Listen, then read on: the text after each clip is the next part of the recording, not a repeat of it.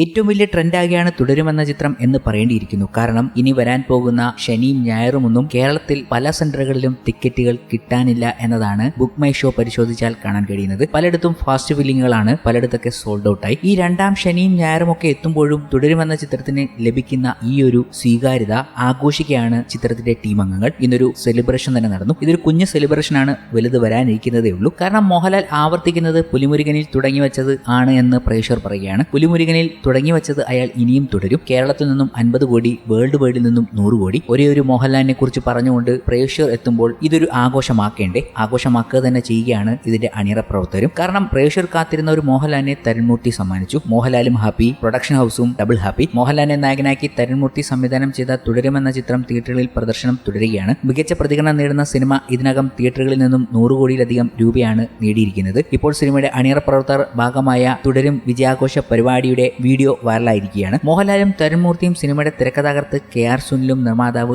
M രഞ്ജിത്തും ചിപ്പിയും ഇവർക്ക് പുറമെ സംവിധായകൻ സത്യൻ അന്തിക്കാട്, നിർമ്മാതാവ് ആന്റണി പെരുമ്പാർ തുടങ്ങിയവരും പരിപാടിയിൽ പങ്കെടുത്തിരുന്നു. സിനിമയുടെ വിജയാഘോഷത്തിനിടയിൽ തരുൺമൂർത്തി മോഹൻലാലിനോട് ലാലേട്ട ഒന്ന് ഉമ്മ വെച്ചോട്ടെ എന്ന് ചോദിക്കുകയും തുടർന്ന് തരുൺ മോഹൻലാലിന് ചുംബനം നൽകുകയും താരം തിരികെ സ്നേഹചുംബനം നൽകുന്നതും വീഡിയോയിൽ കാണാം. അതിനൊപ്പം തന്നെ ഈ വിജയാഘോഷത്തിൽ തന്റെ സന്തോഷങ്ങൾ പങ്കുവെച്ചുകൊണ്ട് മോഹൻലാലും എത്തുകയുണ്ടായി. അതിനൊപ്പം തന്നെ ഒരു രസകരമായ ഒരു കാര്യം കൂടി പറയുന്നുണ്ട്. ഒരു നല്ല സിനിമ വേണമെങ്കിൽ എന്താണ് അതിന്റെ മാനദണ്ഡം എന്ന് സംസാരിക്കുന്ന 2 തമിഴ് ആൾക്കാരുടെ കഥ പറഞ്ഞുകൊണ്ടാണ് അദ്ദേഹം ഒരു തമാശ രൂപേണ പറഞ്ഞത്. ഒരു സെറ്റിൽ 2 തമിഴ് ആൾക്കാർ സംസാരിക്കുകയാണ്. ഒരു നല്ല സിനിമ വേണമെങ്കിൽ എന്തൊക്കെ വേണം? നല്ലൊരു കഥ വേണം എന്ന് പറയുമ്പോൾ മറ്റൊരാൾ പറയും നല്ലൊരു ഡയറക്ഷൻ വേണമെന്ന്. എന്നാൽ അവിടെ തീരുന്നില്ല. സ്റ്റണ്ട് വേണം, നല്ല സ്ക്രിപ്റ്റ് വേണം, നല്ല പാട്ട് വേണം. അവരുടെ ആർഗ്യുമെന്റ് ഇങ്ങനെ കൂടിക്കൊണ്ടേയിരുന്നു. അപ്പോഴാണ് വേണു ചേട്ടൻ വരുന്നതെന്നും മോഹൻലാൽ പറയുന്നുണ്ട്. അപ്പോൾ അദ്ദേഹം പറഞ്ഞു ഇതൊന്നുമല്ല, പ്രൊഡ്യൂസറുടെ ലക്കാണ് ചിത്രം വിജയം ആകുന്നതിന്റെ ഏറ്റവും വലിയ ഘടകമെന്ന് പറയുമ്പോൾ ആ ലക്ക് രജപുത്ര രഞ്ജിത്തിന് വന്നിരിക്കുന്നു എന്ന് പറഞ്ഞുകൊണ്ട് മോഹൻലാലിന്റെ വാക്കുകൾ വലിയ സ്വീകാര്യതയോടെയാണ് ആരാധകരും ഈ ചിത്രത്തിന്റെ അണിയറപ്പുറത്തവരും ഒക്കെ എടുത്തത്. ഈ വീഡിയോ ഒക്കെയാണ് ഇപ്പോൾ സോഷ്യൽ മീഡിയയിൽ വൈറലാകുന്നതും. ഇനിയും ഇവർ തുടരും എന്ന് തന്നെ പറഞ്ഞുകൊണ്ടാണ് തരുൺമൂർത്തി